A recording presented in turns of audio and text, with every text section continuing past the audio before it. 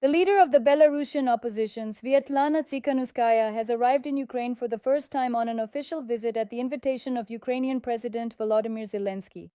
During her trip, she plans to meet with the Ukrainian leadership, Belarusian volunteers, and fighters from the Kalinowski regiment.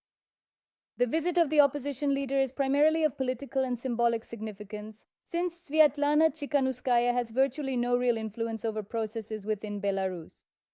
But for Kyiv, her visit sends a signal in several directions at once, writes Union. Thus, Belarus formally remains an ally of Russia, and Russian troops are stationed on its territory. At the same time, Kyiv is trying not to alienate that part of Belarusian society which opposes the war and the regime.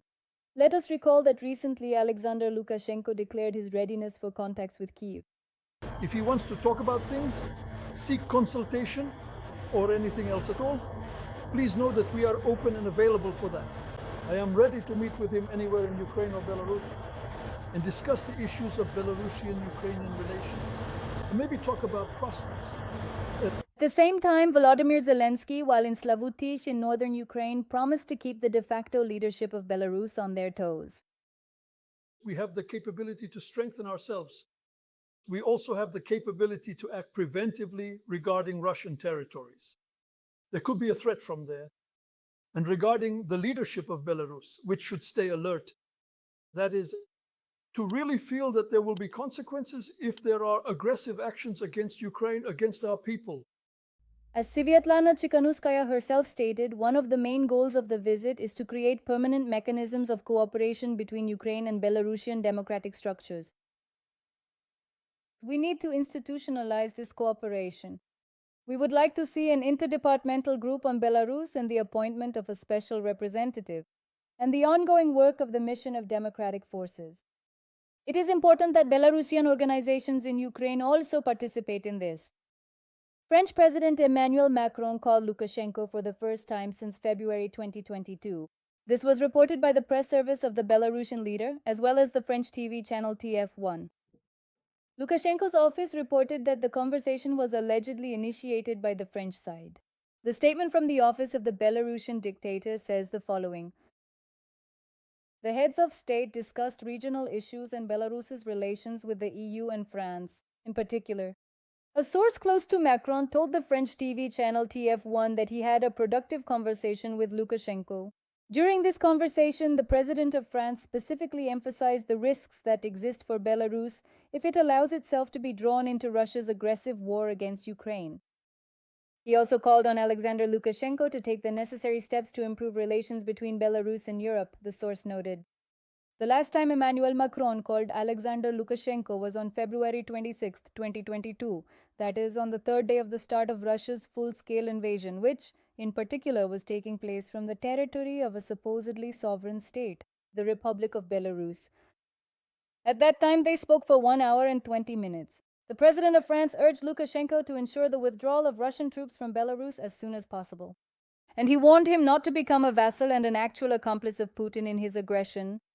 In addition, Macron also warned the official Minsk at that time against deploying Russian nuclear weapons on the territory of Belarus. But Lukashenko did exactly the opposite. In May of this year, the president of Belarus, Alexander Lukashenko, announced plans for targeted mobilization of certain military units to prepare for possible combat operations. At the same time, he claimed that Belarus was committed to peace.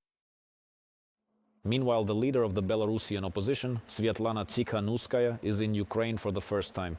She arrived in Kyiv at the invitation of President Volodymyr Zelensky, as well as against the backdrop of news about a possible offensive from Belarus. No politicians were there to meet her at the capital's train station. The ambassador for special assignments of the Ministry of Foreign Affairs, Yaroslav Chornogor, was present. We will discuss this topic, among others, with our studio guest. This is Bohdan Popov, an expert from the United Ukraine Center. Greetings to you, Mr. Bohdan.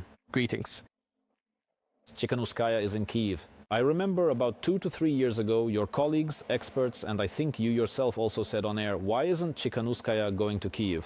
Well, if she is such a leader of the Belarusian opposition against Russia and so on, why is she ignoring this?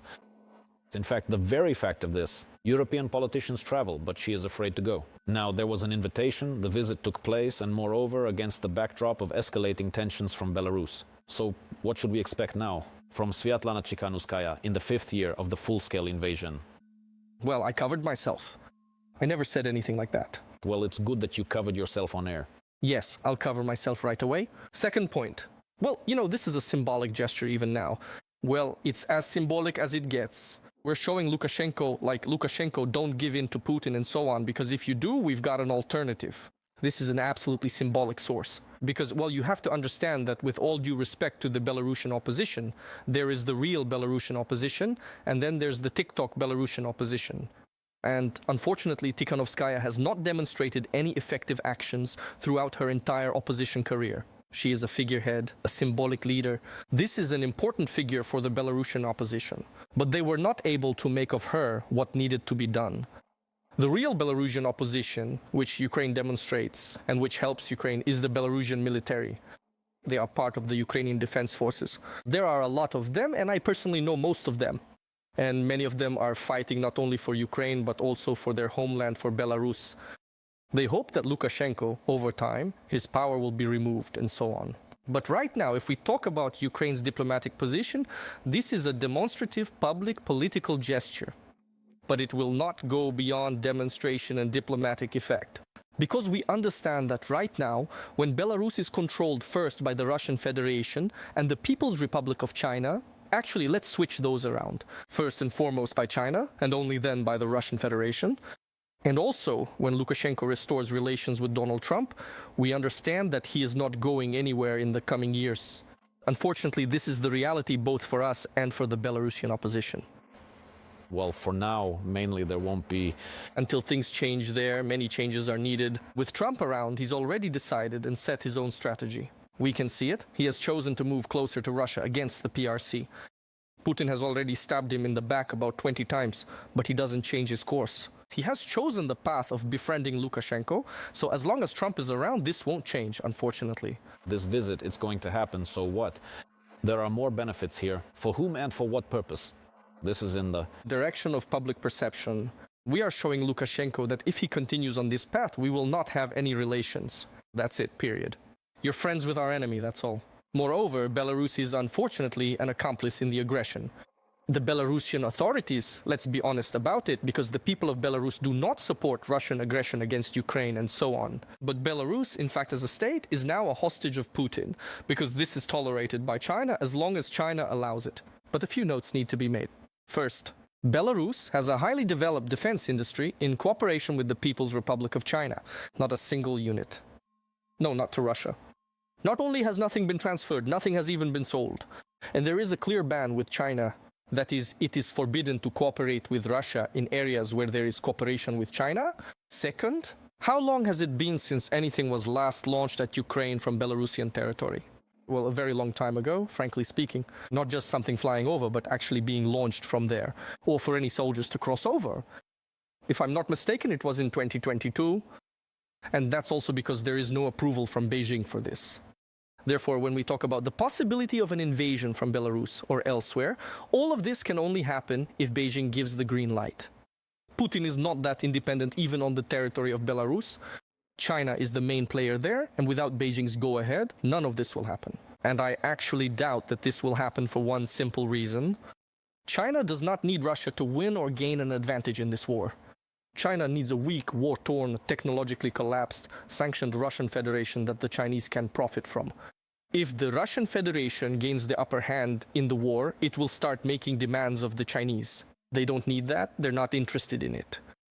Meanwhile, Kyiv is calling for an emergency meeting of the UN Security Council and a summit of the OSCE Forum due to the mass attack by the Russians. This was stated by the head of the Ukrainian Ministry of Foreign Affairs, Andriy Sybiha.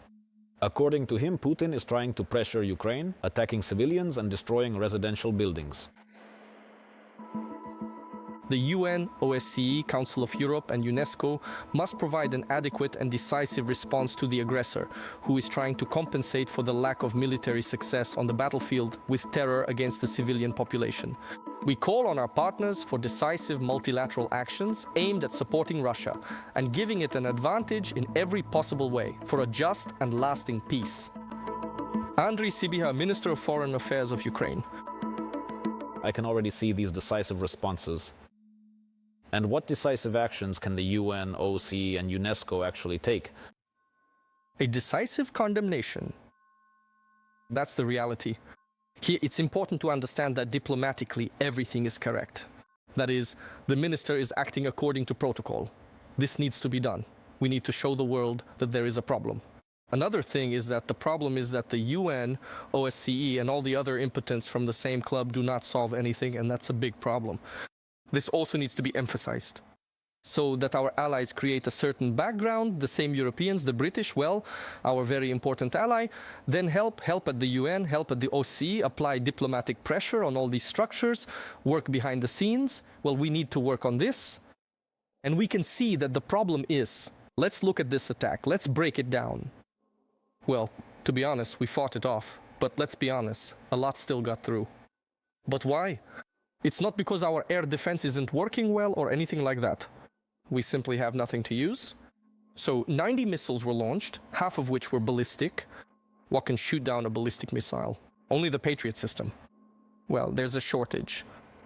And it's precisely because of this shortage, which is well known, that we keep asking for these missiles. But we don't have enough to shoot down such a large number of Russian missiles because deliveries from our allies just take too long. Or they don't arrive at all. Or someone is blocking them politically, by the way, that's an interesting fact.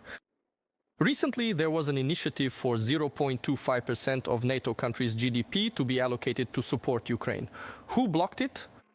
Italy, Spain, Britain, Canada, and half of NATO. Well, okay, you do support us. You're afraid that Russia will come to you, that Oreshnik will start flying your way, but 0.25% of GDP, if we talk numbers, that's 11 billion from Britain, about 6 to 7 billion each from Spain and Italy. Not colossal amounts, but these are the sums that could cover all the gaps in Ukraine's defense budget, if all of NATO chipped in like that. But that's not happening. And everything is being blocked politically. Well, the reality is that right now Ukraine is in a situation where neither NATO, nor the UN, nor the OSCE, nor any other organization, whatever the abbreviation, are key players in Ukraine's defense. At the moment, we have to build our own architecture, economic, security, and political, because we are living in a new reality. The era of freebies ended a long time ago. It's just that we still hope a little that maybe it will come back. No. Unfortunately, the reality is that Ukraine must first and foremost rely on its own capabilities. And that's why various projects of global influence are being launched. And in general, President Zelensky is building the concept of a global Ukraine through political, again, security and so on, influence. Because otherwise we won't survive. And one of the key factors of this architecture that we are building is the drone deals, which have proven to be very effective. Because first, we are receiving money, developing our defense industry, strengthening security cooperation, and gaining access to technology. We are gaining new partners. We understand that this includes Saudi Arabia, Qatar, and the Emirates. Well, not with the Emirates yet, but Saudi Arabia, Qatar, and other Arab countries are already on board, countries with which we previously had no cooperation. And this means resilience to us, energy resilience, and so on. At the moment, we are even breaking through to such major players as the United States. Under Randil, and Ambassador Stefanishina has almost pushed through its finalization. There is already agreement on the concept, that is, a framework memorandum between the Trump administration and, accordingly, Ambassador Stefanishina. And I know how well everything works there for us. The infrastructure is in place. I am confident that Stefanishina, at a certain stage, not tomorrow, let's be honest, but at a certain stage, will push it through with the US. What does this open up for us? The gates to the American market. We already have Ukrainian companies that have won $1 billion from the Pentagon, but not yet. Drone deals, we are not supplying them yet. That's why these are key directions. If we make drone deals with all of Europe, with the entire close East, with the US and other major players, we first increase security and second boost the economy and create a post-war driver for recovery. Because when it comes to money for reconstruction, and that's also a very serious topic, well, there is a framework agreement with the US, which we still haven't signed, also for $800 billion. But where will the money come from? I mean, Trump made a nice statement about it, but who will pay? Europeans won't pay into an American fund. Trump himself doesn't want to pay, so where will the money come from? In other words, we see yet another beautiful diplomatic picture, but there is no real backing behind it. And you see, it's the same story. Ukraine needs to earn for itself, defend itself, and build new alliances around itself, which is basically what we're doing right now.